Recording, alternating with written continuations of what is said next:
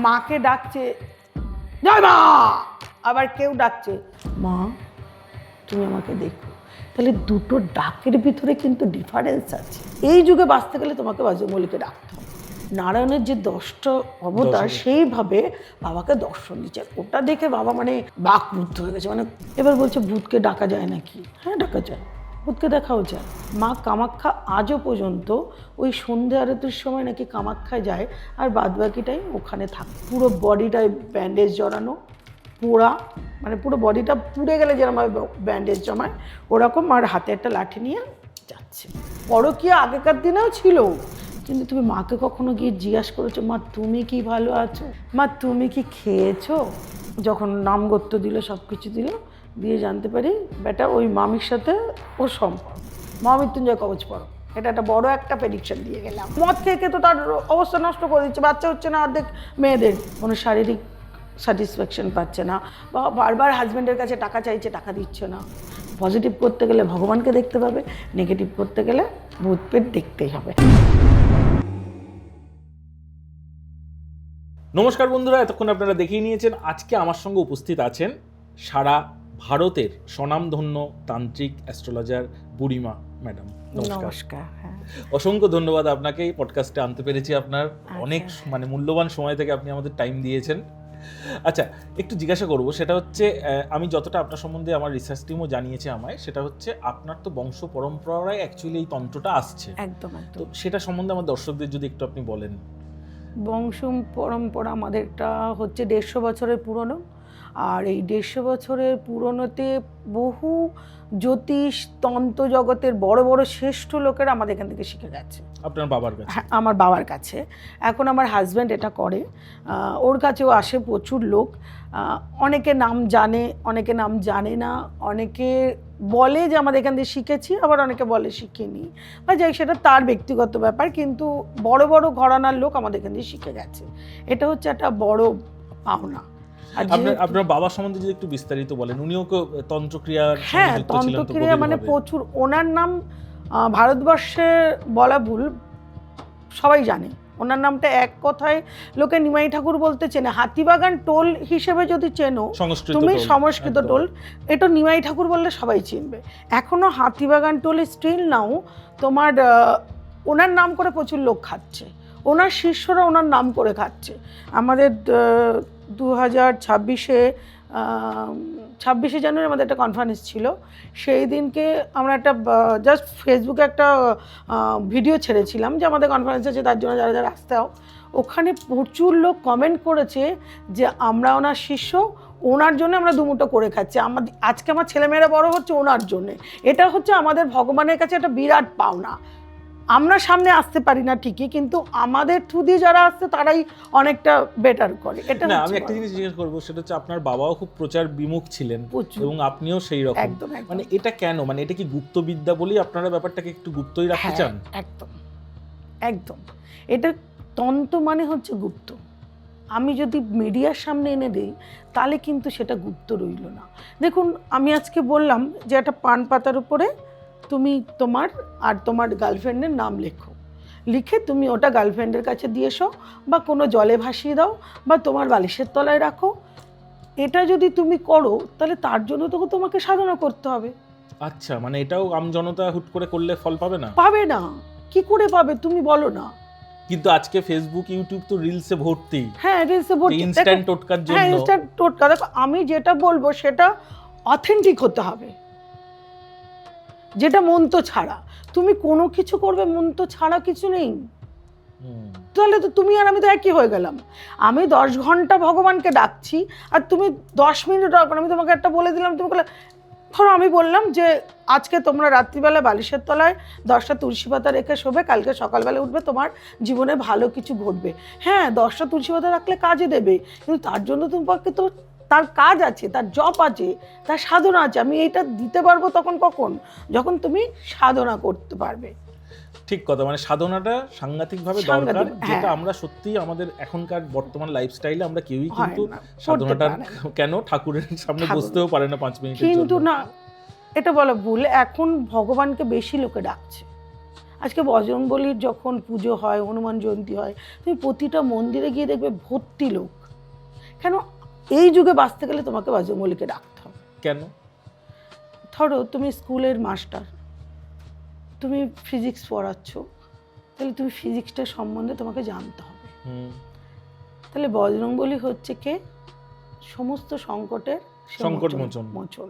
দেখবে প্রতিটা ওয়ার্ডে না তার সব কিছু লেখা আছে। তুমি যদি ওয়ার্ড পড়ে পড়ে যদি তুমি বজরংবলী পাঠ করো, তুমি তোমার যে কোনো পরিস্থিতিতে, ধরো কারোর কেস আছে, সে হয়তো জেলে যাবে, 108 বার সে হনুমান চল্লিশা পাঠ করুন, তাকে কেউ ধরতে পারবে না।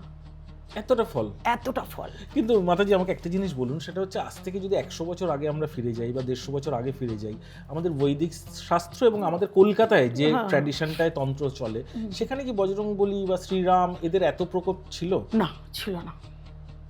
তখন শিব ছিল, নারায়ণ ছিল, দুর্গা ছিল, কালী ছিল।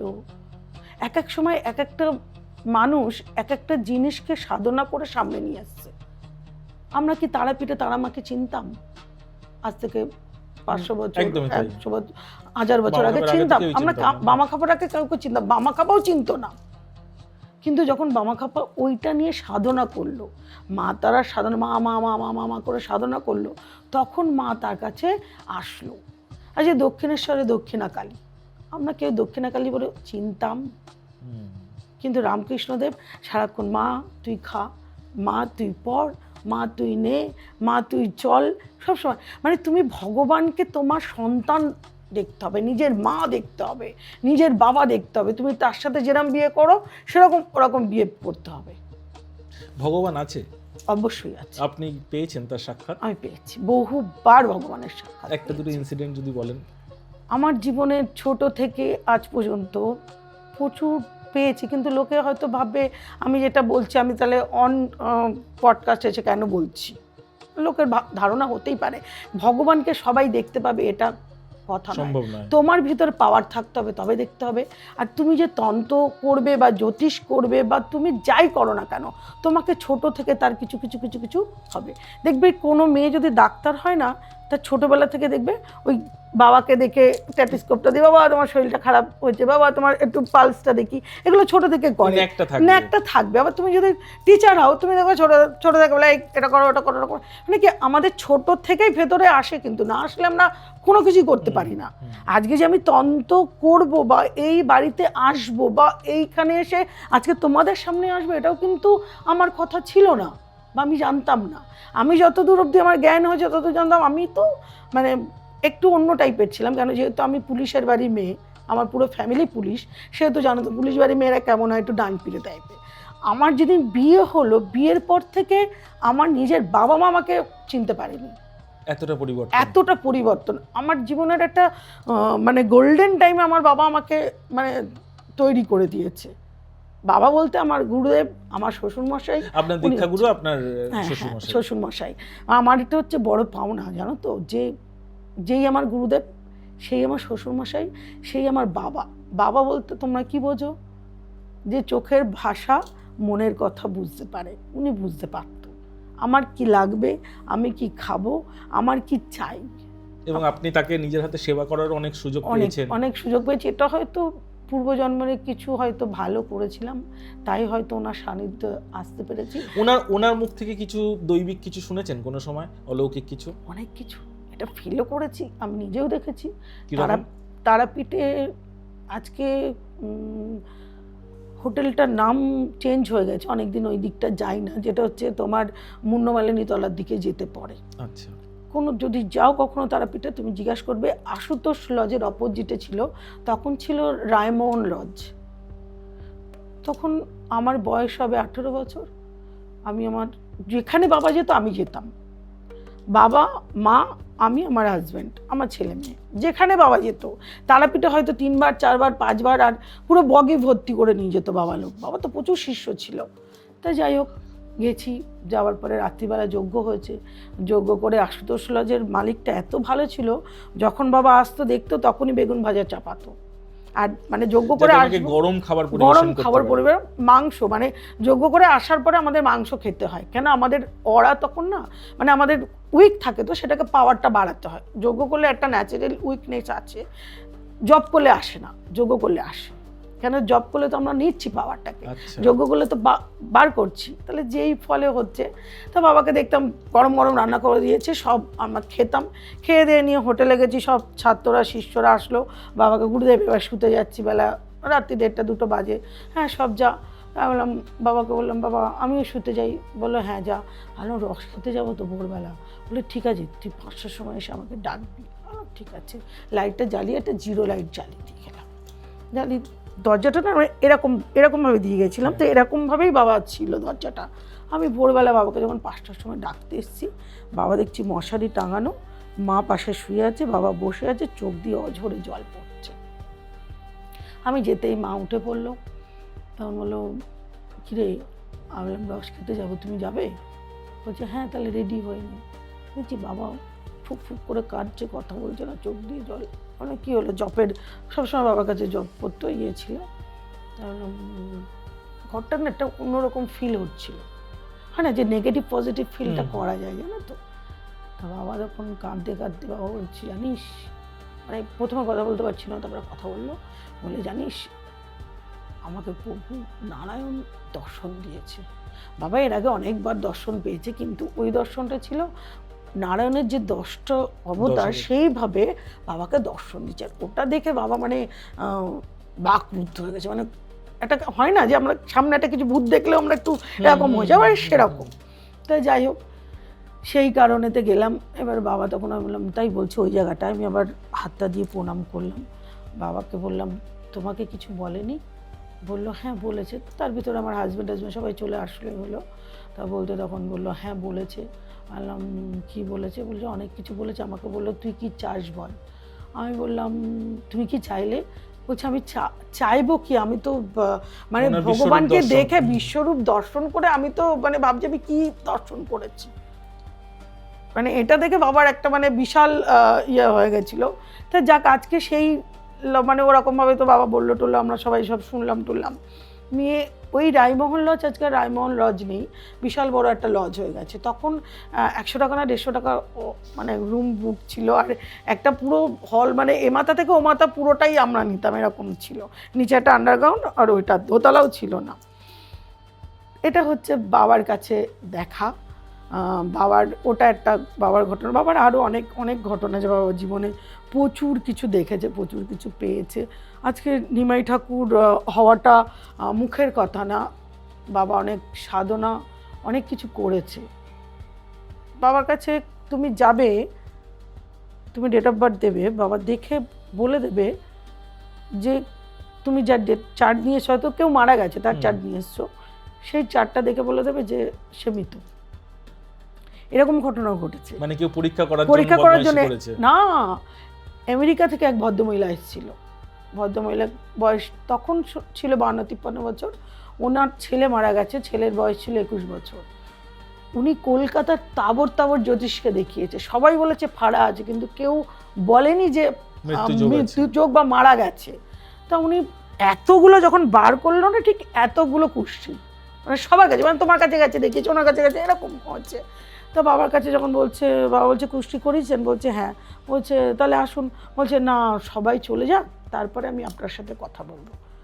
তো বাবা যখন কুষ্টিটা খুললো, আমি তখন বাবার পাশে বসে বললো যে এটা কার কুষ্টি নিয়ে এসছেন? এই তো মৃত ব্যক্তি। তখন ভদ্রমহিলা রেগে মেগে উঠে বসলো, বললো আপনি কী বলছেন? আমার ছেলের কুষ্টি দেখে আপনি বলছেন মৃত? বলতে পারছে আমি অ্যাস্ট্রোলজি ছেড়ে দেবো যদি এটা হয়। উনি মারা গেছে, অমুক ডেটে মারা গেছে। সর্বনাশ। বলতে পারছে ভদ্রমহিলা তখন না এসে বাবাকে হাতে পায়ে ধরে সে কি কান্নাকাটি জানো না, মানে বিভৎস অবস্থা। বলছে এতগুলো লেখ্য বলে আপনি, বলছে ওর চার্টেতে দেখা যাচ্ছে যোগ আছে। বলছে আমি জানতে এসেছি যে আমার ছেলের কেউ মেরেছে না আমার ছেলের মৃত্যুযোগ ছিল।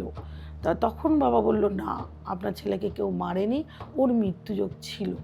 বলছে ওর মৃত্যুযোগ ছিল, তার জন্য ও অনেকটা ডেভেলপমেন্ট ছিল, মানে ওর যা বয়স ছিল তার থেকে অনেক কিছু পাওয়ার আগে পেয়ে গেছে। বলছে হ্যাঁ এটা ঠিক কথা। বলছে ছোট থেকেই দেখবেন ওর ভিতরে অনেক ভালো ভালো কিছু, যেগুলো আপনি জানতেন না ও বলে দিত। বলছে হ্যাঁ হ্যাঁ, বলছে ও ওই কদিনের জন্য জন্মগ্রহণ করেছিল। বলছে দেখুন আপনি যদি আমার কাছে আসতেন, আমি হয়তো ওর বাচ্চাটা হয়তো 2 বছর 5 বছর আগে দিতে পারতাম, কিন্তু সেই বাচ্চাটা ওর সূক্ষ্ম হতো না, সেখানে কষ্ট থাকতো। এবার একটা জিনিস বলুন মাতাজি, সেটা হচ্ছে এই যে এক্ষুনি বললেন যে কিছু বছর হয়তো ওর বাঁচার লাইফ স্প্যানটা বাড়িয়ে দিতে পারতো, এই যে প্রকৃতির বিরুদ্ধে গিয়ে আপনারা তন্ত্রক্রিয়া করে কিছু বদলান, তো এটা কি সত্যি সম্ভব? এবং এটা যদি করা হয় সেটাতে আপনাদের উপর কি কোনো নেগেটিভ এফেক্ট আসে?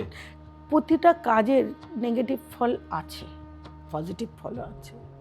তুমি ভগবানকে ডাকছো, তার ফল যেরকম পাচ্ছ, তাহলে তুমি একটা নেগেটিভ কাজ করছো, তাহলে ফল পাবে না কেন? তুমি ভগবানকে ডাকলে তুমি ভালো ফল পাচ্ছ, ভূতকে ডাকলে তুমি খারাপ ফল পাচ্ছ। এবার বলছো ভূতকে ডাকা যায় নাকি? হ্যাঁ ডাকা যায়, ভূতকে দেখাও যায়। রিসেন্ট গত রবিবারের ঘটনা বলছি। কীরকম? বিহারে মধুবনীতে একটা কনফারেন্স ছিল, গেছিলাম আমরা কয়েকজন মিলে। যাওয়াটা খুব সুন্দর ছিল। ওখানে গিয়ে জানতে পারি ওখানে একটা মন্দির আছে যেটা কামাখ্যার মায়ের আদলে। আচ্ছা। ইভেন মা কামাখ্যা আজও পর্যন্ত ওই সন্ধ্যে আরতির সময় নাকি কামাখ্যায় যায়, আর বাদবাকি টাইম ওখানে থাকে। তো ওখানে একটা ভদ্রলোক বিহারি, উনি হিন্দিতেই বলল। তা যখন আমাকে আমার নাম জিজ্ঞাসা করলো, তো তখন বললাম, হয় না যে আমার নামটা শুনে অনেকে একটুখানি হাসে যে বুড়িমা কেন? তা আমি বললাম আলা আপনি কেউ হাসা? তা বললো, তখন উনি হিন্দিতেই বললো যে আমাদের এখানে একটা মন্দির আছে, ওটাও হচ্ছে বুড়িমা নাম। তা বুড়িমা নাম কেন? ওখানে একটা বয়স্ক ভদ্রমহিলা ছিল, উনি হচ্ছে শক্তির আরাধনা করত, মা কামাখ্যার আরাধনা করত। আর মা কামাখ্যাকে উনি ওখান থেকে এনে প্রতিষ্ঠিত করেছে, বা যাই হোক একটা মেবি হবে। তা ওই জায়গাটার এতটা পাওয়ার কেন? ওখানকার যে রাজা না, মানে হয় না যে বড় বড় জমিদার টমিদার এরকম টাইপের, উনি যখন মারা যান ওনার নাতনির ভিতরে কিছুটা পাওয়ার চলে আসে, বা যাই হোক হবে, দিয়ে গেছে আমরা কিছু একটা। হয় না যে আমার বাবা দেখো যেটা বলতে পারবে আমি সেটা বলতে পারবো না, আমি অন স্ক্রিন স্বীকার করছি, কিন্তু তবুও উনি যেগুলো আপনার মধ্যে দিয়ে গেছে। হ্যাঁ মানে বাবার যে ক্ষমতাটা ছিল আমার সেই ক্ষমতাটা নেই। কেন নেই? উনি যেভাবে লেভেলে সাধনা করেছে, আমি সেই জায়গায় পৌঁছতে গেলে তো আমার আরো 20 বছর লাগবে, আর এর তো কোনো শেষ নেই। সমুদ্র তুমি যত গভীরে যাবে ততই দেখবে সাধনা সাধনা সাধনা সাধনা। আমি যেহেতু হাউসওয়াইফ, তার সাথে সাথে এটা করি, আমার সন্তান আছে, আমার হাজব্যান্ড আছে, আমার ফ্যামিলি আছে, এইগুলো বাদ দিয়ে আমাকে কাজ করতে হয়। আমি সারা রাত্রির কাজ করি, ভোরবেলা 5টা 6টায় ঘুমাই, কারণ আমাকে সাধনা করতে হবে। যেহেতু আমি জলে নেমেছি, জল যত গভীর হোক আমাকে মাছ ধরতেই হবে, এরম ব্যাপার। যখন পড়াশুনো করতাম তখন পড়াশুনো যতই কষ্ট, কারেন্ট অফ হয়ে গেছে তবু মোমবাতি জ্বালিয়ে ল্যাম্পো জ্বালিয়ে পড়তে হতো, তাতে সেরকম।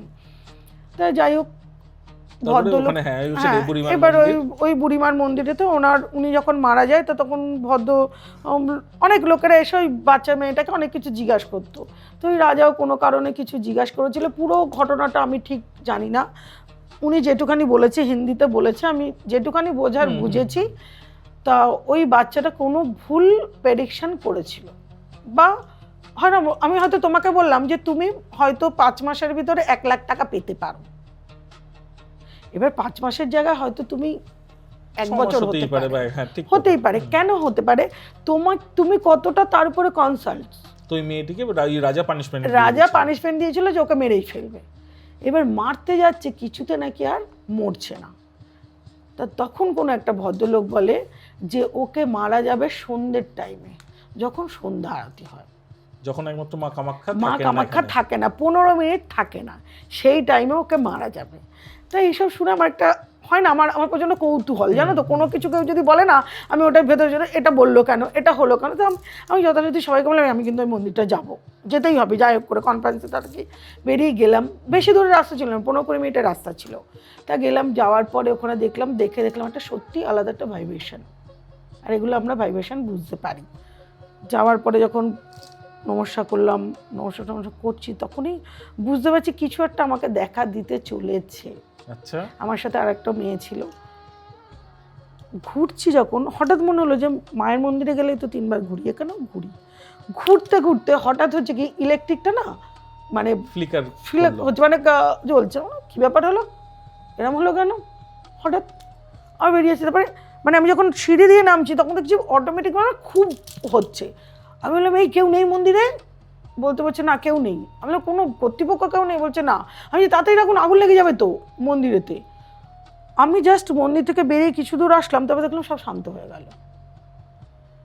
মা যে আছে ওখানে বা কোনো কিছু আছে, এনার্জি আছে, সেটা ফিল করালো, হয়ে গেল। কিন্তু ফিল করালে হবে কি, কিছুটা আমাদের সঙ্গে চলে এসেছিল। আচ্ছা। রাস্তায় হঠাৎ একটা জায়গায় বিড়াল, আমার ড্রাইভার জানে যে বিড়াল কাটলে আমি দাঁড়াই গাড়ি, একটু ব্যাকে করি, 2 মিনিট দাঁড়াই, তারপরে আমি যাই। একটা সাদা বিড়াল কাটলো। তারপরে একটা বয়স্ক ভদ্রমহিলা, প্রায় 90 বছর 95 বছর হবে, পুরো বডিটায় ব্যান্ডেজ জড়ানো, পোড়া, মানে পুরো বডিটা পুড়ে গেলে যেরকমভাবে ব্যান্ডেজ জমায় ওরকম, আর হাতে একটা লাঠি নিয়ে যাচ্ছে।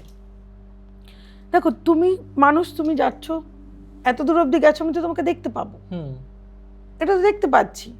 অত দূর গেল, একটা কলা গাছ অবধি মিলিয়ে গেল, গিয়ে সেকেন্ডের ভিতর আবার ব্যাক করে আসলো আপনার গাড়ির মধ্যে বসে। গাড়ির ভিতর বসে আমরা তখন মানে 2 মিনিট হয়নি তো। তারপরে আমি বললাম এবার গাড়ি ছাড়লাম। রাস্তাটা খুব বাজে ছিল, মানে বিহারের ওই রাস্তাটা ভূত দেখবো না, এটা হয় না। আবার কিছুক্ষণ বাদে আমি দেখ আবার একটা যাচ্ছে, দেখতে দেখতে এলেন? দেখতে মানে অন্তত 7 বার ঘটেছে আমাদের জীবনে, মানে ওই টাইমের ভিতরে 7 বার ঘটেছে। বলতে বলছি এটা কি হলো? আমি বলছি কি আর হলো, যাক হনুমান চল্লিশা বজরংবল চালিয়ে দিয়ে চললো। একজন তো তার ভিতরে ভীষণ ভয় পেয়ে গেছে, বুড়িমা তুমি তাড়াতাড়ি আমাকে ঝাড়িয়ে দাও, লাইক বজরংবল শোন কিছু ঝাড়াতে মানে গাড়ির ভিতর তোকে ঝাড়াবো কোথাও, অন্য লোকের ভিতর চলে যাবে তো। আর ভয়তে না ওর রীতিমতো গায়ে জ্বর এসে গেছে, প্যানিক হয়ে গেছে। আমি বললাম কি অবস্থা, এই দেখে তুই ভয় পেয়ে গেলি? যখন আমরা শ্মশানে থাকি বা শ্মশানে যাই, বেসিক তো আমাদের যেতে হয় রাতে 2, 2:30, 3টের সময়। তখন তো এরকম অনেক কিছু করি, অনেক কিছু দেখি। হঠাৎ কারো বিড়াল, কিচ্ছু নেই আশেপাশে, দূর দূরান্ত, দেখলাম সামনেই কারো বিড়াল। এবার দেখো নেগেটিভ কাজ করতে গেলে তো তোমাকে দেখতেই হবে, পজিটিভ করতে গেলে ভগবানকে দেখতে পাবে, নেগেটিভ করতে গেলে তোমাকে ভূত পেট দেখতেই হবে। আর এগুলো না দেখলে তুমি যে দেখতে পাচ্ছ বা দেখছো তার মানে কি তুমি ঠিক আছো। আচ্ছা মাতাজি, একটা জিনিস বলুন, সেটা হচ্ছে আপনার কাছে বহু মানুষ তাদের সমস্যা নিয়ে আসে, এবং বর্তমানে সবচেয়ে বেশি সমস্যা কি ধরনের, সম্পর্কের নাকি অর্থের? দুটো সমস্যা। একটা হচ্ছে অর্থটা হচ্ছে বেসিক্যালি 100 জন আসলে 99 জন বলে আমার আর্থিক সমস্যা, 100 জনই বলে থার্ড ব্যক্তি, তৃতীয় ব্যক্তি ঢুকে গেছে, সম্পর্কে ঢুকে গেছে। এবার তৃতীয় ব্যক্তি ঢুকে যাওয়ার কারণ অনেকে জানে না, স্ক্রিনেতে বলাটাও ঠিক না, না প্লিজ বলুন। লোকে ভাববে যে কি বলছে এটা। জানো এই তৃতীয় ব্যক্তি আসার 3-4টে কারণ আছে। প্রথম কারণ হচ্ছে আমার জীবনেতে, ধরো আমার বাড়িতে কোনো প্রবলেম হয়েছে, আমি রেগুলার প্যাসেঞ্জার, আমি একটা চাকরি করি, তুমি আমার সাথে চাকরি করো, এবার তোমার সাথে তো আমার রেগুলার দেখা হচ্ছে, শেয়ার করছি, তোমার বাড়ির ঘটনা শেয়ার করছো, আমার বাড়ির ঘটনা। এবার আমার বাড়িতে ধরো আমার বড় আমাকে বকেছে, সেটাও গিয়ে শেয়ার করলাম। এবার আমার শাশুড়ি আমাকে বকেছে, আমি সেটাও শেয়ার করলাম। এবার কি হলো, তোমার আস্তে আস্তে আমার উপরে দুর্বলতাটা বাড়ছে। ইস, ওনার জীবনে এরকম কষ্ট, চলুন আজকে আপনাকে নিয়ে চা খাওয়াতে যাচ্ছি, কালকে চলুন এখানে খেতে, কিন্তু কোনো বাজে সম্পর্ক নয়, এই মুহূর্ত পর্যন্ত কোনো বাজে সম্পর্ক নয়। এইবারে হচ্ছে কি আস্তে আস্তে যখন গভীরতা বাড়ে তখন হয় কি, আজ ছুটি আছে একবার ফোন করে দেখি তো ওনার সব ঠিক আছে কিনা। এবার ফোন করলাম, ফোন করাতে কি হলো, বাড়িতে হাজব্যান্ড আছে হয়তো, বা শাশুড়ি আছে বা শ্বশুর আছে বা কেউ আছে। এবার ফোনটা নর্মালি ধরলাম, কেন ফোন করলো আজকের ডেটে, কি দরকার হলো। এবার কি মানে এইবারে জোড়ার তাল হচ্ছে, এবার আস্তে আস্তে চুড়ছি। এবার তখন শুরু হয়ে গেল থার্ড ব্যক্তি জীবনে আসা, ওইখানেই বলছে একই সাথে কথা বলতে বারণ করছে, আরো বেশি করে বলবো। হয় না, বাচ্চারা দেখবে যে যখন আমরা বাচ্চাকে বলে এটা করবি না, ও কিন্তু ওটাই করবে। তার মানে কি তুমি নর্মাল লিড করো, দেখো কিছু হবে না, তুমি যখন কারোর মনের ভিতর ঢুকিয়ে দেবে ওই ব্যক্তিটাকে তখন ঢুকে যাবে। এটা হচ্ছে ফার্স্ট রিজন। আরেকটা রিজন হচ্ছে অনেক বড় বড় তাবড় তাবড় ঘরের মানুষকে দেখেছি, বউকে প্রচণ্ড রেসপেক্ট করে, বউকে প্রচণ্ড ভালোবাসে, সোনা গয়না হিরে জড় মানে কিছু মানে মুড়িয়ে রেখে দিচ্ছে, কিন্তু ওই ব্যক্তিটা আরেকজন মহিলার আকৃষ্ট, তাকেও খুশিতে রাখছে না, তার সাথে ঘুরছে ফিরছে বেড়াচ্ছে চলছে সব ঠিক আছে, কারণ কেন বলো তো? তার শুক্র বেশি, তার অরাটা বেশি, তার কাছ থেকে তার কিছু নেওয়ার আছে। যেরম আমাদের শ্রীকৃষ্ণ এত সখীদের সাথে কেন মিশছে? কিন্তু এটাই বা কোন বাড়ির স্ত্রী অ্যাকসেপ্ট করে নেবে? অনেকবারই যে আমার হাজবেন্ডের ওরা বেশি, তাই তার বাইরে 2-3টে গার্লফ্রেন্ড থাকুক, এটা তো নেবে না। এবার দেখো, হয় তোমাকে ত্যাগ করতে হবে, নয় তোমাকে গ্রহণ করতে হবে, দুটোর একটা, হয় মেনে নাও নয় মানিয়ে নাও, মানে তোমাকে বেরিয়ে যেতে হবে। এবার হয় কি, যখন কোনো পয়সাওয়ালা কোনো সে হয়তো পয়সা, তুমি হয়তো 1 লাখ টাকা রোজগার করো, তোমার বউ 1 লাখ টাকা রোজগার করে, তো বাবা তুই তোর মতো থাক, আমি আমার মতো চললাম, এটা একটা মেনে নেওয়া। দ্বিতীয় হচ্ছে, তুমি এটা হতে পারে যে সন্তান আছে, তার জন্য আমাকে কন্ট্রোলে থাকতে হবে। স্বামী, দেখো আমরা সারাদিন ঘুরি, কিন্তু রাত্রিবেলা কোথায় আসি? বাড়িতে। কেন বাড়িতে আসি? ওটাই তো শেকড়। যেমন তুমি যাই করো না কেন, তোমাকে একদিন ফিরতেই হবে, এটা হচ্ছে মুদ্রা কথা। আজকে ভালো লাগছে, কালকে তোমাকে ভালো লাগবে। তুমি বুঝে গেলে যে অনেক বউরা আছে, যে অনেক ছেলেদের এখন মানে রাস্তাঘাটে তো একটু বেশি চলি, তাই দেখতে পাই হয়তো কোনো দোকানে চা খাচ্ছি দাঁড়িয়ে, একটা ছেলে একটা মেয়ে দাঁড়িয়ে রয়েছে, মেয়েটা পকেট থেকে মানে মানি ব্যাগ থেকে টাকা বার করে চায়ের বিলটা দিচ্ছে বা খাবারের বিলটা দিচ্ছে, সেটা স্টিল নাও দাঁড়িয়ে রয়েছে। ওই মেয়েটা পয়সা আছে, সেটার পয়সা নেই, ওকে নিয়ে ঘুরে ঘুরে বেড়াচ্ছে। হ্যাঁ, বেসিক্যালি এটা হচ্ছে। এবার মেয়েদেরকে আমরা স্বাধীনতা দিয়েছি, কিন্তু সেই স্বাধীনতা হস্তক্ষেপ হচ্ছে। তুমি দেখো, তুমি যদি সিগারেট খাও, তোমার কাকা, তোমার বাবা, তোমার পাশে আসে লোকেদেরকে তুমি সম্মান করো, এটা তুমি বলতে পারবে না যে করো না। না, অবশ্যই সামনে খাবার তো কোনো সিনই নেই। বা তুমি যদি কোনো বয়স্ক লোক দেখো, দোকানদার, তার কাছ থেকে চেয়ে তুমি সিগারেট খেতেও পারবে না। অনেকটা দূরে হলে সেটা করতে পারবে, কিন্তু কাছে পারবে না, আশেপাশে। কিন্তু এখনকার মেয়েরা বা ছেলেরা, মেয়েরাই বেশিরভাগ, মদের দোকানে গিয়ে লাইন দিয়ে দেখছি মদ কিনছে, সিগারেটের দোকানে গিয়ে সিগারেট কিনছে। বয়স্ক লোক, সিগারেট দাও তো। আমি তো রোডের উপরেই আমার চেম্বার, দেখতে পাই কিন্তু বহু দিদি বোনেরা কিন্তু আপনার উপর রেগে যেতে পারে। দেখো, রেগে গেলে কিছু করার নেই, কারণ এখন কিন্তু মহিলারা সমান অধিকারে থাকছে। তো দেখো, সমান অধিকার ঠিক আছে, কিন্তু তুমি সিগারেট যদি মদের দোকানে লাইন দিতে পারে সকালবেলা, তাহলে আমরা দেবো না কেন? পুরুষ মানুষ তো বাচ্চা গ্রহণ করে না, পেটে কি বাচ্চা নেয় বলো? নেয় কি? আমাদের ইন্ডিয়াতে কি এখনো শুরু হয়েছে?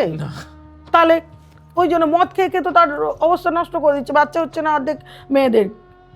আমার কাছে এখনো এই পর্যন্ত 20 জন আছে, তাদের বিয়ে হয়েছে 4 বছর 5 বছর, বাচ্চা হচ্ছে না, ডিউ টু লাইফস্টাইল। হ্যাঁ, এই যে এরকম, এই যে তুমি আগে করছো, সেটা তো পরে ভোগ করতেই হবে। এত পরিমাণে সিগারেট খাচ্ছ, তার তো একটা জাম আছেই। এত মদ খাচ্ছ, তার তো একটা কাজ আছেই। তুমি যদি প্রত্যেকদিন 1 কিলো করে মাংস খাও, আজকে কিছু হবে না, তোমার 40 বছর পরে গিয়ে হবে। ঠিক। তো বুড়িমা, তোমাকে যখন পেয়েছি, তোমার কাছ থেকে একটুখানি টিপস নেব। সেটা হচ্ছে, সত্যি যেই সংসারের মধ্যে এরকম ভাঙন ধরছে, ফাটল ধরছে, তাদের যে কোনো একজন পার্টনার, এটুকু তো তোমার কাছ থেকে বুঝলাম যে এ বির মধ্যে ভাঙন ধরলে মাঝখানে একজন সি দায়ী থাকে, এবং সি যে মাঝখানে ঢোকে সেটার জন্য এ বি দায়ী। হ্যাঁ, বাট এবার না, এটা কারণ হচ্ছে, এটাও বললাম, আবার আরেকটা কথাও বলা হয়নি। ধরো অনেকে হাজব্যান্ডের থেকে স্যাটিসফাই পাচ্ছে না, কোনো শারীরিক স্যাটিসফ্যাকশন পাচ্ছে না, বা বারবার হাজব্যান্ডের কাছে টাকা চাইছে, টাকা দিচ্ছে না। হাজব্যান্ড রোজগার করে, কিন্তু টাকা চাইছে, টাকা দিচ্ছে না। এবার তখন কি হচ্ছে? তখন সে আরেকজন তৃতীয় ব্যক্তি। আবার যদি বলে ছেলেদের ক্ষেত্রে, আমি শুধু মেয়েদের ক্ষেত্রে বলছি না, আবার ছেলেদের ক্ষেত্রে, বউ আছে ঠিকই আছে, এরকম লোক আছে যেন বউ আছে, বউকে সোনা গয়না দিচ্ছে, টাকা পয়সা দিচ্ছে বউকে, কিন্তু হাজব্যান্ডকে যে একটু মুখে একটু ক্রিম মাখিয়ে দেওয়া, গায়ে হাত পেয়ে একটু তেল মাখিয়ে দেওয়া, হাজব্যান্ডকে একটু যত্ন সোহাগ করা, এইগুলো করে না। আমি দেখো, আমি যা কিছু বলছি আমি প্র্যাকটিক্যালি বলছি, আমি কোনো কিছু চাচা ছোলা পরিষ্কার ভাবে হ্যাঁ বলছে। প্র্যাকটিক্যালের বাইরে কিন্তু আমি কিছু বলছি না, আমি নিজের চোখে দেখেছি তারপরে বলছি। তুমি এসে বললে আমি সেটা বলবো না, আমার যেটা সামনে দেখেছি সেটা বলছি। যে এখনো পর্যন্ত আমার তো বিয়ে হয়েছে 24 বছর, এখনো পর্যন্ত আমার হাজব্যান্ডকে বলে এই দাড়িটা কাটো তো, এখনো কাটছো না কেন, এই চুলটা ঠিক করো তো, এই তুমি এরম জামা প্যান্ট পরে যাবে না তো, এটা এরকম করো তো। এখনো পর্যন্ত শীতকাল হলে গায়ে তেল মাখিয়ে দেই, গায়ে ক্রিম মাখিয়ে দেই। কেন না, ছেলেরা রোজগার করতে এতটা ব্যস্ত থাকে, তারা নিজেদের কন্ট্রোল করতে পারে না। এবার অনেক ছেলেরা আছে করে, ফেসিয়াল করে, ওইসব অনেক রকম কিছু আছে করে, ওগুলো আমিও করি না, নামও জানি না, ওই জন্যে বলতে পারবো না। কিন্তু আমার হাজব্যান্ড নর্মালি একদম মানে কি বলবো, সাদা মাটা, কেন প্রচণ্ড আধ্যাত্মিক জগতের লোক। আচ্ছা, এবার এই জায়গা থেকে আমি জিজ্ঞাসা করবো, তাহলে এই দুজনের মধ্যে কেউ যদি অন্তত সম্পর্কটাকে ভালো করতে চায়, অর্থাৎ গৃহে যদি শান্তি চায়, এর ওপর কি কোনো টোটকা তুমি বলবে? একটাই টোটকা, যদি মনে করো যে তুমি ওই সংসারেই থাকবে, তোমার বাচ্চা আছে, তাহলে তোমাকে মানিয়ে নিতে হবে, তোমার ব্যাকআপ নেই। এই যে কালকে একজনকে বলছিলাম, মাঙ্গলিক আছে তোমার, ধরো তোমার মায়ের মাঙ্গলিক আছে, তোমার বয়স এখন ধরো 30 বছর, তাহলে তোমার মায়ের বিয়ে হয়েছে আরও 30 বছর আগে, তোমার মা চাকরি করে না, তোমার মামার বাড়ি ব্যাকআপ ভালো না, তাহলে তোমার মা মারধর খেয়েও ঝামেলায় অশান্তি করেও তোমার মা কিন্তু সংসারটা করবে। আগেকার দিনে লোকেরা করতো না, আগেকার দিনেও কিন্তু ছিল পরকীয়া, আগেকার দিনেও ছিল, কিন্তু সেটা সোশ্যাল মিডিয়ায় বা কিছু দেখা যায়। তারা ফিরে যাওয়ার সেটা পারতো না, কারণ পারতো না, তখন সে বাড়িতে ফিরে কি করে যাবে, তার বাড়ির হয়তো লোকেরা, বোন আছে, আরো 7 জন বোন আছে, আরো 7 জন বোন আছে, তাদেরকে কি করে দেখবে, ওই জন্য মারছে। আবার কালকে ভুলে যাবে তো, ঠিক আছে চলো, বাচ্চাদের জন্য মেনে নিলাম। এখন কি তাহলে মানে একটা সন্তানও এটার জন্য, মানে এই যে একটা সন্তান হওয়া, এক মেয়ে, এটাও কি বলছো সংসার ভাঙার আর একটা কারণ? একদম। আজকে মায়েরা হয়তো রেগে যাবে, আমিও মা, আমিও, আমার একটা মেয়ে, আমার একটা ছেলে, আমিও মা। আজকে মেয়েরাই হচ্ছে মানে যত সব মেয়েদেরকে সংসার নষ্ট করছে সব মায়েরা, মেয়েদের মায়েরা। কেন বলো? তার কারণ হচ্ছে যে ফোন করে, মা আমার বর এটা করেছে, মা আমার শাশুড়ি এটা বলেছে। আগে তো ফোন ছিল না, আগে তো তুমি যাবে বাড়িতে তারপরে বলবে, ততদিনে রাগ কমে যেত। আমি আজ পর্যন্ত আমার ফ্যামিলিতে কোনো যদি ছোটোখাটো কোনো হতেই পারে, দেখো বাসন এক জায়গায় থাকলে যেরকম আওয়াজ হয়, সংসারে 5টা মানুষ থাকলে আওয়াজ হয়, আমি আমার মা বাবাকে কোনোদিন বলিনি। কেন বলিনি? আমি তো তোমার সাথে থাকছি, এই আছি, ঝগড়া হচ্ছে, আবার একটু বাদে মিল হয়ে যাবে, কিন্তু আমার বাবা মাকে বললে মাথায় রেখে যে আমার মেয়েকে টর্চার করেছে, আজ 24 বছরে আজ পর্যন্ত স্টিল নাও বলিনি। এই জন্যই হয়তো এত ডিভোর্সের সঙ্গে বেড়ে যাচ্ছে যত দিন যাচ্ছে। মেয়েরা দেখো, মেয়েরা নির্ভরশীল, মেয়েরা রোজগার করছে। একটা জিনিস বোঝো, একটা স্বামী সংসারে থাকলে, আমি 30,000 টাকা রোজগার করি, স্বামীকে আমাকে বলে বেরোতে হবে আমি মুখ জায়গায় যাচ্ছি, শাশুড়ি শ্বশুরকে বলে দিতে হবে আমি মুখ জায়গায় যাচ্ছি। কখন আসবে বৌমা? 5টায় আসবো। 5টার একটু আধ ঘন্টা বেশি হলে কেন এত দেরি করলে রাস্তায়? তাতে কি আমার দরকার নেই, আমি 30,000 টাকা রোজগার করি, 5,000 টাকা দিয়ে একটা ঘর ভাড়া নেবো, 5,000 টাকা খাবো, 20,000 টাকা থাকবে, ঘুরে ফিরে বেড়াবো, আমি লিভিংয়ে থাকবো, কোনো দায়িত্ব নিলাম না, দায়িত্ব দিলাম না, কাউকে বলতেও হলো না কিছু, লিভিংয়ে থাকবো। এমন একটা বিরাট বড় মানে জায়গা হয়ে গেছে, এখন ফোন খুললে সব পাওয়া যায়। আপনার কাছে আসা কোনো একটা ইন্টারেস্টিং এরকম কেস মনে পড়ছে? নাম না করে যদি একটু বলেন। ইন্টারেস্টিং কেস মানে এই রকম কোনো সমস্যা নিয়ে আপনার কাছে এসেছে এবং ফাইনালি আপনি সেটা ঠিক করে দিয়েছেন? অনেকে ভালোভাবে নিতে পারে, অনেকে খারাপভাবে নিতে পারে। তোমার যদি 2টো সন্তান হয়, তুমি 2টো সন্তানকে কি আলাদাভাবে দেখবে? না, মা বাবা হয়তো সেটা পারবে না, দেখবে না। কিন্তু আমার কাছে একটা মেয়ে আসে, মেয়েটার 2 বোন, বড় বোন পড়াশোনায় খুবই শিক্ষিত, মানে এতটাই শিক্ষিত, মানে বোঝা বড় দুষ্কর, যেরকম মেয়েকে এরকম বিচ্ছিরি দেখতেছে কি করে এত শিক্ষিত হয়, মেয়েটাকে দেখতে খুব একটা ভালো নয়। ছোট বোন মোটামুটি পড়াশোনা করছে এখনো, ও যদি, বড় বোনটা ভালো ধরনের একটা সরকারি চাকরি পাবে, ওর বাবা মারা গেছে, কিছু টাকা রেখে গেছে, 10-15 লাখ টাকা মতো, মা সেই টাকাগুলোকে নিয়ে নিয়েছে। বোনের কথায় মা ওঠে আর বসে। আচ্ছা, মানে দিদির কথা শুনছে না? দিদির কথা শুনছে না। মাথায় হাত বুলিয়ে সব টাকা পয়সা দিদির থেকে নিয়ে নিয়েছে। এইবারে দিদি টিউশনি পড়াতে যাবে, পড়াতে দেবে না, বই কিনবে, কিনতে দেবে না, কলেজে যাবে, যেতে দেবে না, কোনো পরীক্ষায় বসতে দেবে না।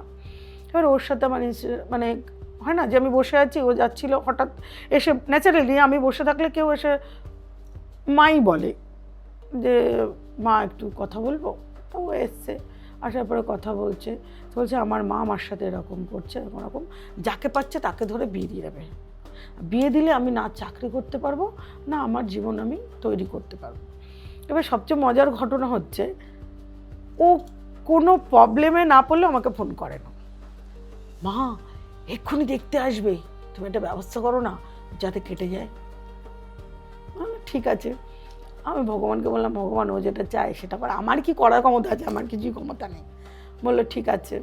না, এই কথাটা সেই মানুষই বলতে পারে যে আর মানুষের সত্যিই ক্ষমতা আছে। না, আমার একদম কিচ্ছু ক্ষমতা নেই, আমি এখনো শিখছি, এখনো শিখছি, আর শেখার কোনো শেষ নেই। আমি ছোট বাচ্চার থেকেও শিখি, আমি এখনো ছোট বাচ্চার থেকেও শিখি যে ও কি বলতে চাইছে।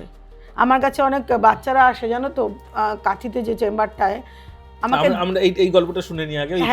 এবার মেয়েটি হলো, মেয়েটাকে টিউশনে সব অফ করে দিয়েছে, ওর মা কি টুকটাক করেছে, কোনো টিউশন নেই। আমাকে বললো মা কি করি, আমি তো ফিস দিতে পারবো না। আলাম তুই অমুক জায়গায় যা, তোর হয়ে যাবে। মা গেছে, হয়ে গেছে, এই করে করে 5-6টা টিউশন হয়ে গেছে, টিউশনের জায়গাটা ঠিক আছে, কিন্তু অন্তত 30টা ছেলে দেখিয়েছে, 30টা ছেলের একটা ছেলের সাথেও ওর বিয়ে হয়নি। এটা আমার কাজ না কিছু, আমি শুধু ভগবানকে বলেছি ওর হওয়ার নয়, ওই জন্য হয়নি। এবার বলতে বললো মা তুমি না থাকলে, আমি একটা ফেসবুকে ওর একটা বাইটও দিয়েছিলাম, বললো মা তুমি আমার মনে হয় সত্যিকারের মা, আর আমার ওই মাটা। আমি তোর মাকে সত্যি তোকে জন্ম দিয়েছিল বলতো? বলতে বলছি কি সেটা তো আমি বুঝতে পারি না। যাক, মেয়েটা আমাকে, ও একটা মানে কিছু ভাবে যে এই মানুষটাকে বললে হয়ে যাবে। এটা আমার বাবার ক্ষেত্রেও দেখতাম, বাবা যখন খুব অসুস্থ ছিল, কানাডা থেকে একটা ভদ্রমহিলা ফোন করতো, আমি ফোনটা রিসিভ করেছি, আমি হ্যাঁ বলুন, বলে আমি কানাডা থেকে বলছি। আমি বাবা তো অসুস্থ, বাবার সাথে কথা বলতে পারবেন না। বললো ওনার কানে দিন না। কানে দিলাম, যে কি বলছে দেখি তো শুনি। বলছে বাবা আমার ছেলে চাকরিটা চলে গেছে, চাকরিটা কবে হবে? 1 মাসের ভিতরে হবে। বাবা করে দিল। 1 মাস বাদে উনি ভদ্রমহিলা ফোন করলো, করে বললো একটু ওনাকে ফোনটা দিন না, আমার ছেলের চাকরি হয়ে গেছে। মানে বাবা এরকম ছিল, মানে বাবা ওরকম, বাবা বলতো যে দেখ আমাকে বিশ্বাস করছে, আর আমি কাকে বিশ্বাস করছি? ভগবানকে বিশ্বাস করছি। আমি সত্যি কথা, ভগবান ছাড়া আমি কিচ্ছু চিনি না, কিচ্ছু বুঝি না। আমার যদি খুব বিপদ হয় না, আমি বলেছিলাম ভগবান আমাকে বাঁচিয়েছে, আমাকে অন্য কেউ বাঁচার মানে নেই। তাই যাক, ওই মেয়েটা ওরকম এখনো পর্যন্ত ও স্টিল নাও এরকম করে, যদি বিপদে পড়ে তবেই আমাকে ফোন করে, না হলে ফোন করে না। আলে নিশ্চয়ই বিপদে পড়েছিস? হ্যাঁ মা আবার ছেলে দেখতে এসছে। আলে তুই এই করে করে আর 3টে মাস কাটিয়ে দে, তারপরে তোর একটা চাকরির যোগ আছে, সরকারি চাকরি, তুই চাকরিটা করে নে, তারপরে তুই চাকরি বিয়ে কর। বলছি হ্যাঁ মা, আমি ওই জন্য বসে আছি, 3টে মাস আমাকে কাটিয়ে দাও। 2 মাস হয়ে গেছে, আর 1টা মাস আছে, মে মাসে ওর চাকরিটা হবে। চাকরি হোক, এটাও আমরা এটা একটা ঘটনা, এটা একটা বিশাল ঘটনা। এটা মানে হয় না যে এরা আমার জন্য ঘন্টার পর ঘন্টা বসে থাকে। আরেকটা মূল জিনিস, আমার কাছে যে ব্যক্তি এসছে আমার জন্য ঘন্টার পর ঘন্টা বসে থাকে, এটা জানি না কেন। আমি হয়তো রান্না করছি, বলেছি তাকে ভুলে গেছি, হঠাৎ কেউ জিজ্ঞেস করে কার কাছে এসছেন? মার কাছে এসছি। মা তখন রান্না করছে, বলছে করে নিন না, তারপরে আসবে। আমার কিন্তু কোনো অ্যাড নেই, আমার কোনো অ্যাড নেই। কাজের মানুষের বিজ্ঞাপন দরকার পড়ে না, আমার অ্যাড হচ্ছে মানুষের মুখ। তোমার কাজ করেছি, তোমার হয়েছে, তুমি গিয়ে ওনাকে বলেছো, উনি এসছে। আমি সব পারবো, সব করে দেবো বলি না, আমি যেটা পারি সেটা বলি, হ্যাঁ আমি পারবো, করে দেই, না পারলে বলি দেখো করো না। আর না পারলে এমন একটা বাজেট বলবো যে যাতে সে, দেখো আমি হয়তো বলতে পারছি না তোমাকে যে এই কাজটা হবে না, কেন তুমি আমার এতটাই ক্লোজ, আল্লাহ এত টাকা লাগবে, দিতে পারবো না, ব্যাস ঠিক আছে। নাহলে বলি হনুমান চল্লিশা পাঠ করো, তুমি পয়সা খরচা করতে পারছো না, অনেক কাজে আমি শিকড়ও কিনতে পারবো না, তাহলে হনুমান চল্লিশা পাঠ করো। দক্ষিণেশ্বরে যাও, কালীঘাটে যাও। কিন্তু এত সহজভাবে একমাত্র একজন মাই বলতে পারে, এটা সত্যি কথা। এবং এটাও আপনাকে বলছি মাতাজি, সেটা হচ্ছে বহু মানুষে কিন্তু আমাদের রীতিমতন ফোন করে বা কমেন্ট সেকশনেও লিখে জানায় যে তারা কিন্তু বহু মানুষের কাছে গিয়ে চিটেড হয়, বিভিন্ন তান্ত্রিকের কাছে একটা হিউজ অ্যামাউন্ট তারা নিয়ে নেয়। হ্যাঁ, চিটেড হয়, তার দুটো কারণ জানো তো, আমরা মানুষকে জাস্টিফাই করতে পারি না। কিন্তু তারা তো অন্ধ আজকে না, বিশ্বাস ধরো করে। তুমি আজকে পড়াশুনো করতে, হট করে কালকে তোমার পয়সা আছে, তুমি একটা পডকাস্ট করলে বা একটা কোনো কিছু করলে বা সোনা গয়না পরে বসে পড়লে, একটু যোগ্যভোগ্য দেখালে, দেখবে কোনো ব্যক্তি ফার্স্ট টু লাস্ট যোগ্য দেয় না, কিছুটা অংশ দিল, কিছুটা অংশ। যোগ্য করারও কিন্তু অনেক নিয়ম আছে। তোমাকে তন্ডুলি বানাতে হবে, তুমি কি যোগ্য করছো সেই অনুপাতে আঁকতে হবে, তুমি কটা ধাপ করছো তার একটা সব আছে, হিসেব আছে, অঙ্ক আছে। এবারে তুমি বলতে পারো যে সবাই জানে, হ্যাঁ জানতে পারেন, জানার না জানার কিছু নেই, আমি সব জানি আর কেউ জানে না এই কথা আমি বলছি না। এক একজনের এক একটা অভিমত, এক একজনের এক এক রকম পুজো। কেউ মাকে ডাকছে জয় মা, আবার কেউ ডাকছে মা তুমি আমাকে দেখো। তাহলে দুটো ডাকের ভিতরে কিন্তু ডিফারেন্স আছে। কিভাবে মাকে ডাকলে, ঈশ্বরকে ডাকলে ঈশ্বর সাড়া দেয় আপনার মনে হয়? ঈশ্বরকে ডাকতে গেলে তোমাকে তার ভিতরে একটু খাদ থাকলে চলবে না। ঈশ্বরকে তুমি সবসময় বলছো মা আমাকে টাকা দাও, আমাকে গাড়ি দাও, আমাকে বাড়ি দাও, আমার ছেলের পড়াশুনো দাও, আমার মেয়ের বিয়ে দাও, কিন্তু তুমি মাকে কখনো গিয়ে জিজ্ঞাসা করেছো মা তুমি কি ভালো আছো, মা তুমি কি খেয়েছো? তাকেও সত্যি পরিবারের মায়ের স্থানই দেওয়া উচিত। একদম মাকে বলতে হবে। আমি যদি বাড়িতে না থাকি 2-3 দিন, ঠাকুরমশাই যদি পুজো দেয়, আমি ওখান থেকে বলে দেই তুমি শুকনো মিষ্টি দিচ্ছ কেন, রসগোল্লা দাও, আমার গপু রসগোল্লা খাবে, মুখটা ভার করে। আপনি কি করে জানলেন? এই খবরটা আপনার কাছে পৌঁছে যায়? হ্যাঁ, মানে আমার ঠাকুরগুলো না, আমি বাড়িতে না থাকলে ওদের মুখ কালো হচ্ছে, আবার বাড়িতে ঢুকলে আবার ওরা জানে যে মা এসছে, মানে বিভিন্ন রকম খাবার আইটেম দেবে, ব্যাস হয়ে গেল। ইভেন আমার বাড়িতে একটা ডগি আছে, ওর নাম হচ্ছে শিবা। ও মানে মা নিচে পা দিল মানে বুঝে গেল, ওপর থেকে লাফাতে শুরু করে দেবে, মানে মা এসছে, মানে একটা আলাদা ব্যাপার। আমি নিজের সাথে সাথে ওদেরকেও সেইভাবে খাওয়ানোর চেষ্টা করি। আমার হয়তো সেই সাধ্য নেই, আমার বাড়িতে যতজন মানুষ আছে আমি সবাইকে চেষ্টা করি, আমি নুন ভাত খাই কিন্তু ওদেরকে চেষ্টা করি অন্তত ডাল ভাত খাওয়ানোর। আমি সারাদিন না খাই কিন্তু ওরা খাচ্ছে কিনা সেটা আমাকে দেখতে হবে। বাহ, এটা হচ্ছে আমার বড়, আমার সাথে যারা যারা কথা বলে সবাই জানে আমি রাত্রি 3-4টের সময় খাই, সারাদিন খাই না। আচ্ছা বুড়িমা, একটা জিনিস বলুন, সেটা হচ্ছে একটুখানি জানতে চাইবো, যেহেতু আপনাদের এখনো পর্যন্ত বাড়িতে টোল আছে এবং একমাত্র কলকাতার বুকে হাতিবাগানের সংস্কৃত টোল, এই টোলে কি এখনো বৈদিক অ্যাস্ট্রোলজি বা বৈদিক শাস্ত্র সব এগুলো এখনো শেখানো হয়? জ্যোতিষ, তন্ত্র, হস্ত, বৈদিক সবটাই শেখানো হয়। আর সবচেয়ে মেন ব্যাপার কি জানো, যে শেখায় আমরা শিষ্য অনেক পাই, গুরু পাই খুব কম। আমি আমার জীবনে গুরু একটাই পেয়েছি, আমার আর সেকেন্ড কোনো গুরুর দরকার নেই। আর এখন যিনি শেখায় ওনাকে বড় বড় তাবর অ্যাস্ট্রোলজার তান্ত্রিকরা ওনাকে শ্রদ্ধা ভক্তি করে। উনি কিন্তু লোকালয়ে কোথাও কোনো কনফারেন্সে যায় না, কোনো জায়গায় যায় না। ওনার একটা আধ্যাত্মিক চেতনা, আধ্যাত্মিক ব্যাপার আছে ওনার ভিতরে। একটা ওনার চোখটা দেখলেই না বুঝে যাবে যে ওনার ভিতরে কিছু আছে, একটা স্পিরিচুয়াল অরা একটা আছে। এই অরা না মানুষকে দেখলে বোঝা যায় যে তোমার ভিতরে কতটা অরা আছে। আমার মধ্যে কি অরা আছে? তোমার ভিতরে পজিটিভ অনেক কিছু আছে। আচ্ছা, থ্যাংক ইউ। পজিটিভ অনেক কিছু আছে বলতে কি, হট করে মানুষের সাথে মিশে যেতে পারো, সেকেন্ডের ভিতরে মিশে যাওয়া, এটা কিন্তু একটা বিশাল পাওয়ার, জানো তো। আমরা ভাবি হয়তো, কিন্তু তুমি মানুষের সামনে যেরকম ব্যবহার করো পিছনেও কিন্তু তুমি সেম ব্যবহার করো। একদম একদম, এটা সাংঘাতিক ঠিক কথা বলেছেন। অনেকে আছে সামনে তোমার সাথে ভালো ব্যবহার করছে কিন্তু পিছনে গিয়ে ওরা সালাবাদ মায়েশ। আমি যখন মিডিয়াতে আসবো ভাবলাম, বা আমি যখন মিডিয়াতে এসছি, তখন আমি এটা মনে করব যে আমার জ্যোতিষ যত জগতের লোক আছে সব আমার বন্ধু। আমি তোমাকে অপমান করছি মানে আমি অপমানিত হচ্ছি। আজকে আমি তন্তকুলকে যদি অপমান করি তাহলে কিন্তু আমারও অপমান হচ্ছে। কিন্তু আপনারই সেই গুরু ভাইদের জন্য কি বলবেন, যারা বাসে ট্রামে বিজ্ঞাপন দেয় 2 মিনিটে বশীকরণ, দেখো 3 সেটা তো মিনিটে বিয়ে হয়ে যাবে? তাদের কাজ। 2 মিনিটে বশীকরণ হলে তাহলে তো আজকে মোদিকে মমতা কবে বশীকরণ করে নিতে পারতো? মমতার হাতে কি বড় বড় তাবড় তান্ত্রিক নেই? পারতো কি না বলো না?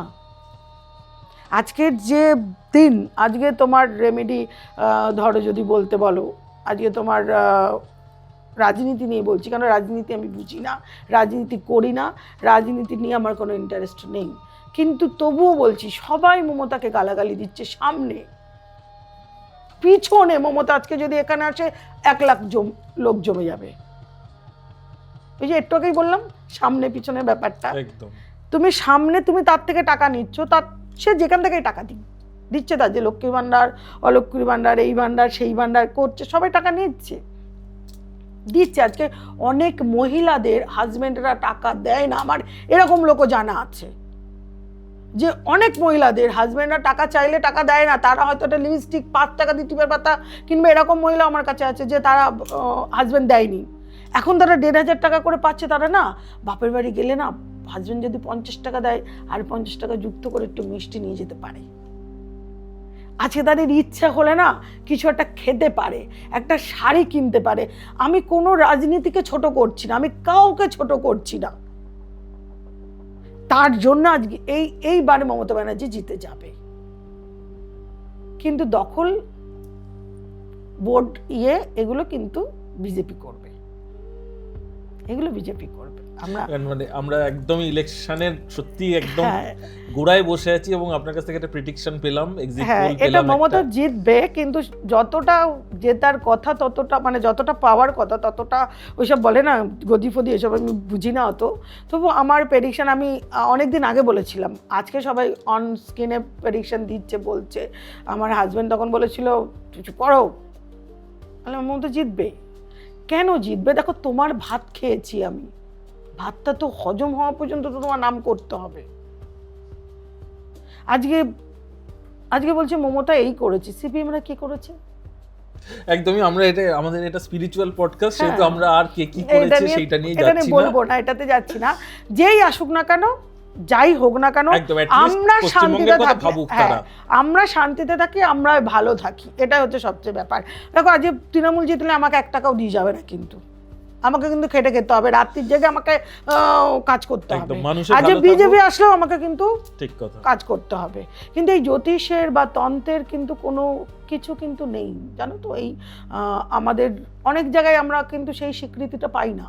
আচ্ছা, আমাকে একদম, মানে আমরা প্রোগ্রামের একদম শেষের প্রান্তে চলে এসেছি, আমাকে ছোট্ট করে বলুন যে আমরা ইলেকশনের আগে তো এটাও দেখি যে বহু নেতামন্ত্রী যারা দাঁড়াতে চাইছেন ইলেকশনে, তারা কিন্তু তান্ত্রিককে দিয়ে যজ্ঞ করাচ্ছেন, হাবন করাচ্ছেন, এগুলো কোনো কাজে লাগে?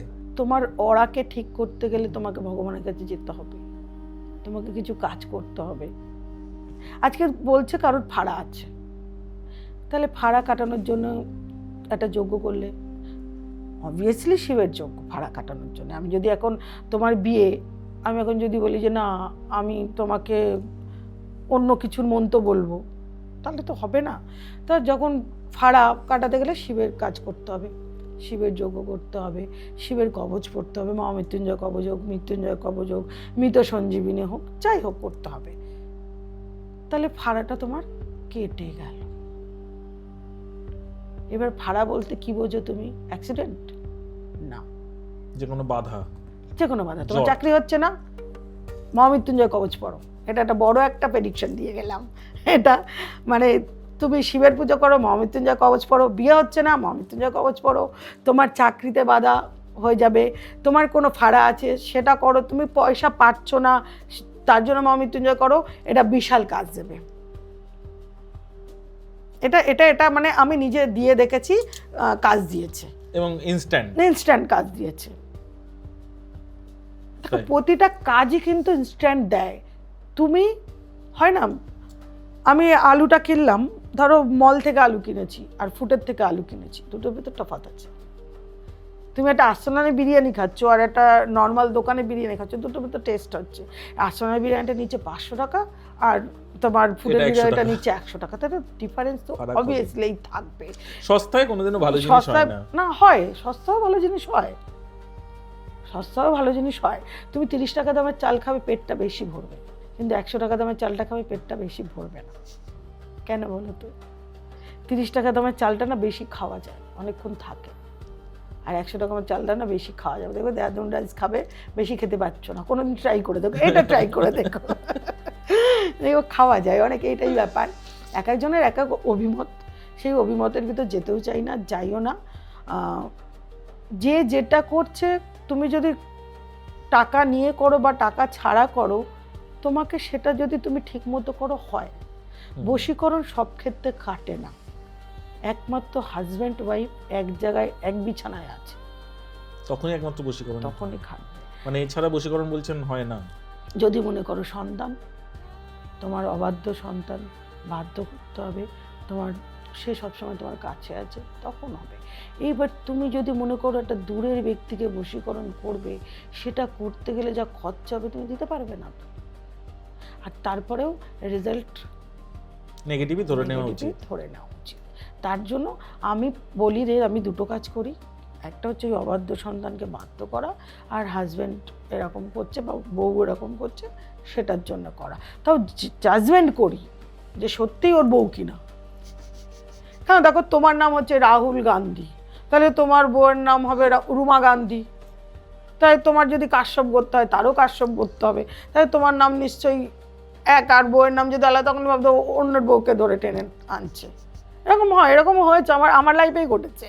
মানে হ্যাঁ, মানে মামিকে নিয়ে এসছে, নিয়ে আসার পরে বলছে যে এরকম আমার মামা খুব জ্বালাতন করছে, আমার মামাকে এরকম করছে, এটাকে করতে হবে। তো ঠিক আছে, মামা জ্বালাতন করছে, এসব করছে, তা তুমি কি বলতে বললাম, ঠিক আছে সব শুনে নেই। নেওয়ার পরে যখন নামগত্য দিল, সব কিছু দিল, দিয়ে জানতে পারি বেটা ওই মামির সাথে ওর সম্পর্ক।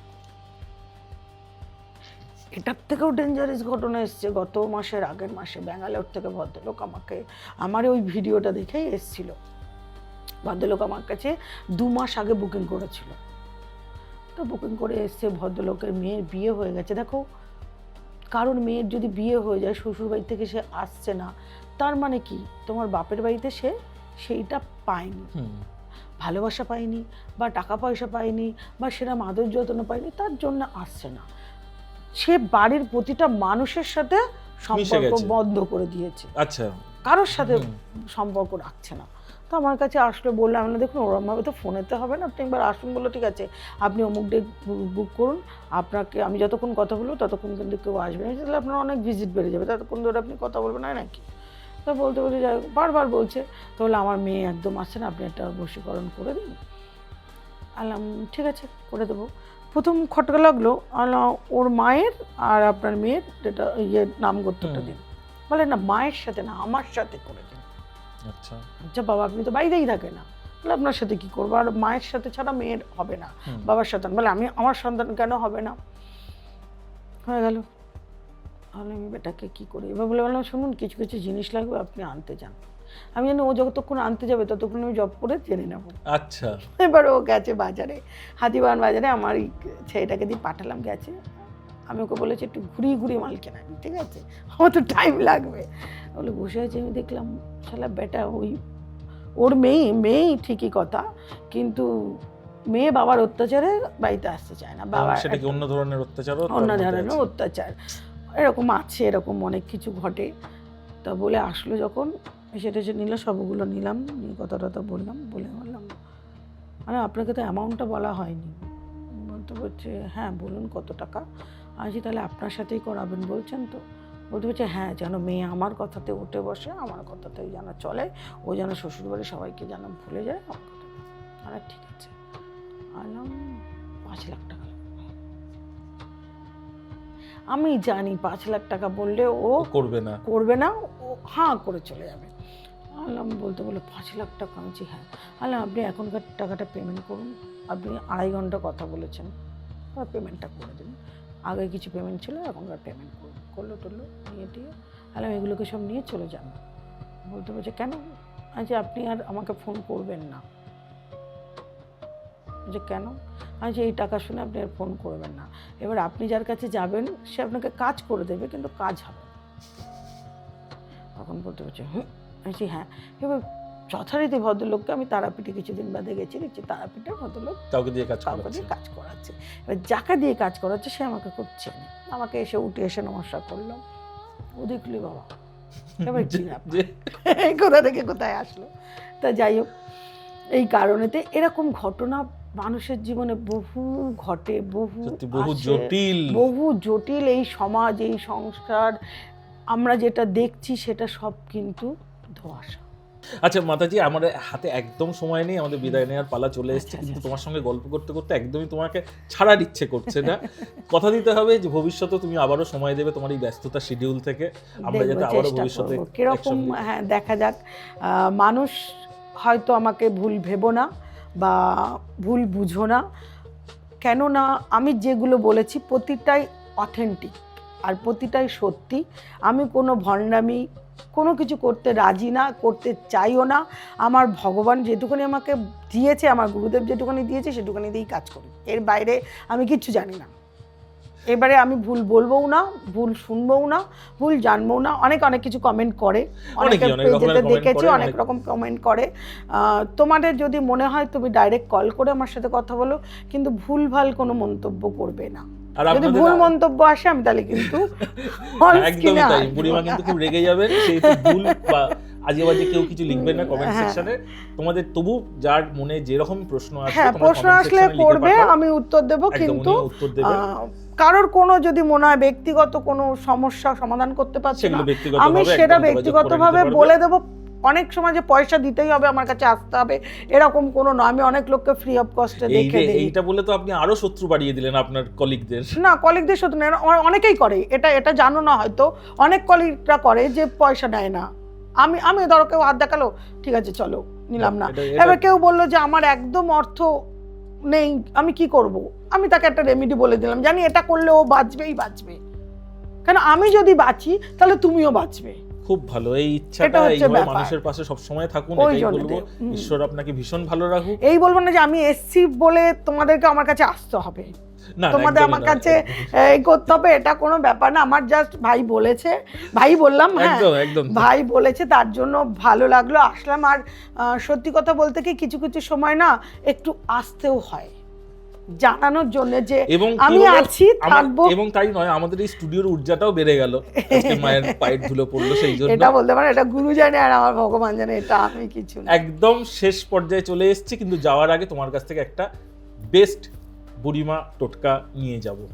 যদি মনে করো যে তোমার খুব অর্থের প্রয়োজন, পয়সা একদম ধরে রাখতে পারছো না, তার জন্য চাইবো তুমি একটা মাত্র রেমেডি করবে। সেই রেমেডিটা হচ্ছে এলাচ দিয়ে, বড় এলাচ বা ছোট এলাচ সেটাই হোক, 7টা এলাচ দিয়ে তুমি রোদ্দুরে একটা পেতলের গামলা লাগবে, সেই গামলার ভিতরে এলাচগুলো দেবে, দিয়ে রোদ্দুরে মিনিমাম ঘন্টা 3 রাখতে হবে। রাখার পরে প্রত্যেক রবিবার এটা দিয়ে স্নান করবে। ওভারঅল স্নান করার পরে এটা মাথায় ঢেলে বেরিয়ে চলে আসবে। এটা হচ্ছে অর্থের জন্য। কারোর বিয়ে হচ্ছে না, তার জন্য আমার রেমেডি হচ্ছে কর্পূর আর হচ্ছে গুঁড়ো হলুদ নেবে 1 চামচ কি 1.5 চামচ, ওই পেতলের গামলায় রাখবে, কয়েকটা দুব্ব দেবে, দিয়ে রোদ্দুরে রেখে দেবে 2-3 ঘন্টা, তারপরে স্নান করে এরকম চলে আসবে। সেটা বৃহস্পতিবার, 7টা বৃহস্পতিবার করবে। এই দুটো করে দেখো, ফল পাবে। আর সবচেয়ে আর একটা বলে যাই, হনুমান চল্লিশাটা অবশ্যই যদি পারো মাসে একবার 108 বার করে পড়বে। আর নাহলে নর্মালি প্রত্যেক দিন রাস্তায় চলতে ফিরতে, হাঁটতে, চলতে ফেরো। দেখো আজকে আমি বলে গেলাম, 1 সপ্তাহ বাদে এই টোটকাগুলো করার পরে নিজেরাই নিজেদের বুঝতে পারবে কতটা কি ভালো হলো খারাপ হলো। আমাকে জানিও, এইটুখানি বলার। একদম, আপনারা অবশ্যই কমেন্ট সেকশনে লিখে জানাবেন। হ্যাঁ, ভালো থাকবেন বুড়িমা। একদম। নমস্কার। নমস্কার। সবাই ভালো থাকবে, সুস্থ থাকবে।